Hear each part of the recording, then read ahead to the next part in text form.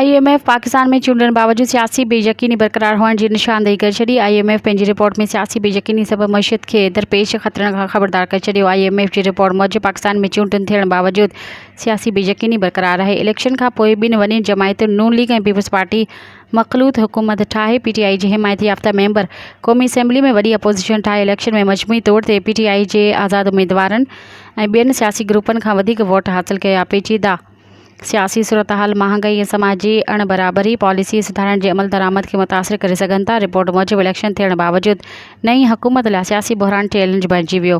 सियासी बेयकीनी वारी सूरतहाल पाकिस्तान खे हिकु नए बहरान ॾांहुं घेलींदे पई वञे। IMF मूजिबि PTI जे हिमायती याफ़्ता मेंबरनि जो क़ौमी असेंबली में अपोज़िशन जे बेंच ते वेहण ऐं अपोज़िशन अलायंस तरफ़ मुल्कगीर एहतजाज जो फ़ैसिलो नई हुकूमत लाइ सियासी बेयकीनी खां घटि न आहिनि। मज़ीद ख़बरनि ऐं तफ़सीलात लाइ विज़िट कयो असांजी वेबसाइट www.awamiNewsHD.com ऐं ॾिसंदा रहो अवामी न्यूज़ HD।